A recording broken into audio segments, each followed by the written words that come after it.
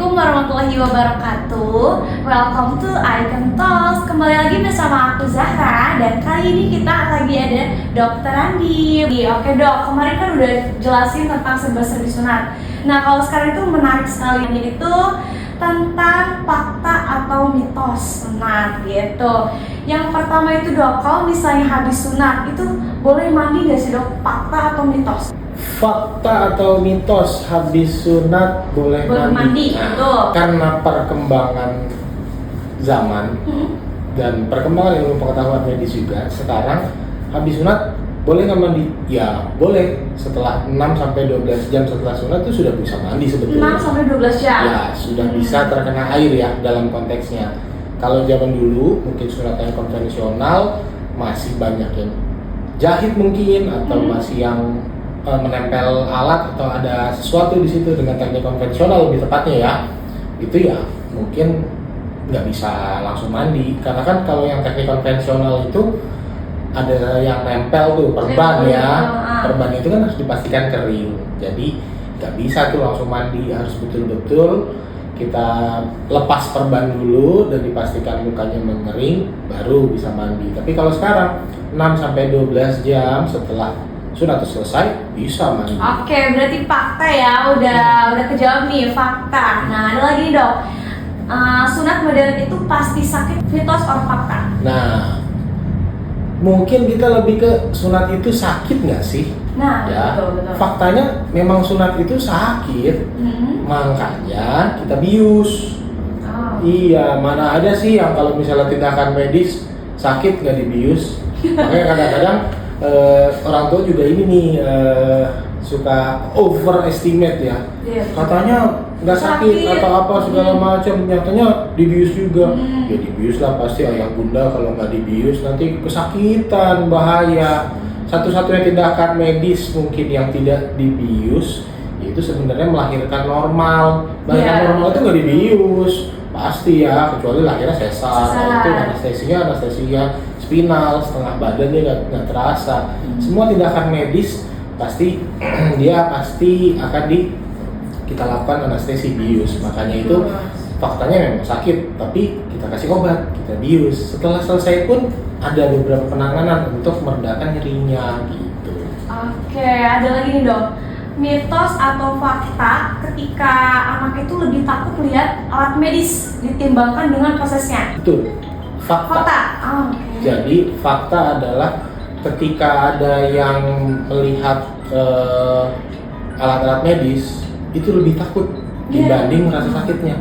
Jangankan untuk sunat ya, untuk injeksi biasa, bahkan tentara pun yang mau divaksin itu bisa ketakutan. Banyak sekarang beredar tuh, wah ini viral, tentara mau disuntik aja itu ketakutan, apalagi ini tindakannya yang kita benar-benar dengan menggunakan alat-alat medis ya. Nah ini pernah ada nih cerita nih, gimana tuh dok? Waktu kita melakukan tindakan, jadi ada anak sudah kita bius, udah siap nih, udah kita lagi kerjakan, tiba-tiba si anak itu penasaran, mau lihat, ngintip tuh sedikit. Begitu ngintip sedikit, dia ngeliat ada alat-alat di situ, wah teriak histeris langsung, langsung apa segala macam. Iya, langsung ke-trigger gitu kali ya. Iya, jadi bukan karena sakitnya, tapi karena takut dia melihat ada sesuatu di situ, ternyata ada, wah mengerikan banget. Memang mirip-mirip ya, alatnya tuh mirip kayak gunting, mirip seperti apa ya, mirip lah ya, sepertinya gitu. Melihatnya, aduh serem banget ngelihatnya begitu ya, padahal ini lagi tindakan, udah nggak ada rasa sama sekali, karena anaknya iseng ngelihat, wah buyar langsung, dan orang tuanya juga paham begitu ngeliat seperti itu, kamu sih melihat atau segala macam, tadi kan udah dibilang jangan santai aja gitu ya, santai aja, fokus aja ke game atau permainan, karena zaman sekarang kan handphone dan segala macam udah canggih tuh ya, dialihkan juga ya dok, betul, dia dialihkan ke games atau apa yang dia sukai, jadi teralihkan, dan karena dia main games atau dia nonton sesuatu yang dia sukai, jadi nggak terasa, kok udah selesai. Iya betul, sepertinya harus ubah pandangannya dok ya, terus jangan lihat juga alatnya, berarti fakta ya dok ya? Betul. Oke, ada lagi dok, sunat modern itu bisa bikin anak langsung aktivitas, fakta atau mitos? setelah sunat bisa langsung aktivitas. Sunat modern, iya bisa. Fakta. Okay. Sekarang itu setelah sunat langsung makan, bisa. Mau langsung aktivitas, mau ngapain misalnya. Yang penting bukan aktivitas yang beresiko untuk terjadinya perdarahan. Okay. Nah, apa sih yang aktivitas yang resiko terjadinya perdarahan? Satu, lompat-lompat, lari-larian, naik sepeda. Nah, itu beresiko untuk terjadi perdarahan. Lari-larian gimana dok resikonya? Kalau nggak sengaja lagi larian terjatuh, dan terjatuh itu kan ke depan ya posisinya, jatuh ke depan. Itu sangat beresiko kalau misalnya tiba-tiba terjatuh, terkena. Apalagi naik sepeda ada gesekan gitu ya. Kan kita tahu sendiri, jok sepeda itu cuma sebesar apa sih? Betul. Nah, sebesar itu. Ketika naik, kira-kira kayak apa itu akan terjadi di situ? Akan terjadi gesekan, ada yang kegencet tuh kayaknya tuh secara nggak sengaja. Itu bahaya, makanya beresiko. Untuk aktivitas-aktivitas yang seperti biasa selayaknya jalan, mau dia habis ini dia mau traveling dok, traveling kemana? Traveling mungkin ke rumah neneknya, boleh nggak? Boleh, silahkan aja. Habis ini dia mau besok mau jalan dok, jalan kemana? Jalan ke pantai misalnya gitu, silahkan aja. Tapi hati-hati ya, hati-hati. Resiko-resiko yang tadi saya bilang ya, kalau misalnya karena besoknya mungkin udah nggak ada rasa, nggak ada apa, tiba-tiba lari-larian, beresiko untuk terjadi tersebut. Beresiko. Iya. Oke dok, pantangan makan di sunat modern itu katanya bisa aja makanan itu mitos atau fakta? Pantangan makan mitos atau fakta? Betul. Ya itu sebenarnya mitos. Jadi tidak ada pantangan. Selama tidak ada kasus alergi. Ya, jadi yang dipantang itu adalah alerginya. Misalnya, dok anak saya ini alergi sama kacang-kacangan dok, kacang tanah misalnya seperti itu. Oke, berarti jangan makan jenis-jenis kacang seperti itu. Atau dok anak saya ini alergi sama susu dok, oke jangan minum susu atau produk-produk turunan dari susu. Ya seperti itu. Kalau misalnya dok anak saya nggak ada alergi dok, pantangannya apa? Pantangannya yang haram-haram aja. Ya yang haram-haram aja kalau gitu. Semuanya dimakan, yang penting halal dan yang penting adalah bergizi. Oke, berarti mitos ya dok ya. Oke, makanan mitos. Oke dok, anak gemuk nih lebih susah buat disunat, mitos atau fakta? Sebetulnya kalau dibilang mitos enggak juga, dibilang fakta. Ada beberapa kasus yang mungkin kasus-kasus gemuk itu menjadi penyulit ya, untuk dijadikan sunat. Jadi memang ada beberapa operator yang harus berpengalaman dan harus dia memahami betul, karena posisi penis pada anak sama dewasa tuh beda. Bedanya tuh pasti satu pengaruh dari usia ya, karena kan kalau udah dewasa organ genitalnya itu sudah matur, sudah matang dengan dipengaruhi hormon seksual, jadinya dia pasti akan jauh lebih besar. Dan kalau pada anak-anak belum aktif tuh hormon seksualnya, masih hormon pertumbuhan aja tuh, dan dia masih berkembang terus, sehingga kelihatannya itu kayak lebih kecil, dan ketika gemuk itu dia seperti tertarik ke dalam dia.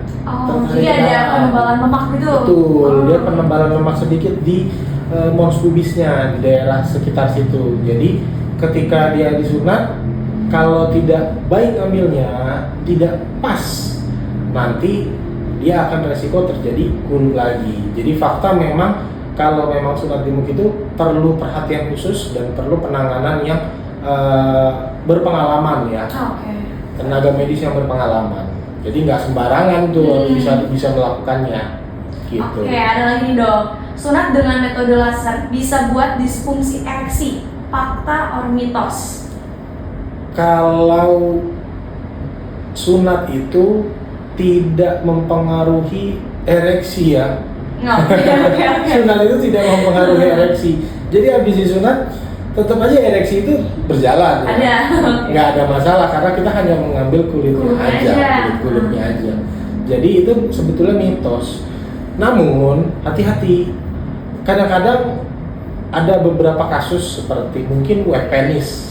Jadi kondisi antara glans penis atau korpus penis, badan penisnya dengan skrotum kan harusnya seperti ini ya, terpisah nih. Nah dia ada mungkin yang seperti ini, nempel. Oh itu namanya web penis? Iya, jadi dia nempel gitu, ada jaringan yang menempel sehingga ketika ereksi itu kelihatannya dia hanya mengeras biasa saja. Dia tidak bangun, tidak memanjang. Nah kondisi-kondisi seperti itu kalau misalnya disunat harus ada perlakuan khusus. Jadi nggak bisa sembarangan disunat. Jadi kalau misalnya nanti disunat hasilnya kurang bagus, nanti orang tuanya akan komplain setelah sunat nih nggak bisa ereksi dan segala macam. Padahal itu kondisinya. Kondisinya itu yang disebut nggak bisa membuat si penisnya itu ereksi dengan maksimal. Nah kalau kondisi tersebut bukanlah tekniknya yang jadi masalah, justru tekniknya itu mungkin nggak ada hubungannya dengan kondisi kasusnya, tetapi kondisi kasus diagnosisnya itulah yang membuat kejadian disfungsi ereksinya. Sebenarnya bukan disfungsi ereksi ya, ereksinya itu nggak maksimal. Kalau disfungsi ereksi kan tidak bisa ereksi sama sekali. Iya, betul. Itu banyak faktor, ada faktor psikologis, ada faktor anatomisnya juga, ada faktor fisiologisnya juga, mungkin di dalamnya jalur persarafannya atau hormonalnya juga terganggu gitu, banyak hal yang mungkin nanti ada pembahasan khusus ya itu kalau udah seperti itu. Jadi nggak ada hubungannya ya, itu mitos sih. Iya, berarti mitos ya. Betul. Oke, seru sekali ya dokter ya. Berarti nih dengan adanya serba-serbi surat ini kita bisa tahu nih ini mitos atau faktanya itu yang benar yang mana. Nah, buat ayah bunda yang masih ke-trigger takut untuk menghitarkan anaknya atau masih ada kayak apa ya omongan-omongan buat kayak ini mitos kalau misalnya seperti ini fakta kalau misalnya seperti ini. Nah dengan penjelasan tadi yang diberikan oleh dokter Randy, ayah bunda sudah tahu nih ayah bunda mitosnya seperti apa, faktanya seperti apa. Yang penting kalau misalnya di Alfati ini langsung aja kalau misalnya udah ada rencana untuk kita langsung aja konsultasi. Nah untuk konsultasinya gitu kita free bunda. Ini jadikan momen spesial untuk anaknya ayah dan bunda untuk hitam di Alfati Sunat Center. Assalamualaikum warahmatullahi wabarakatuh.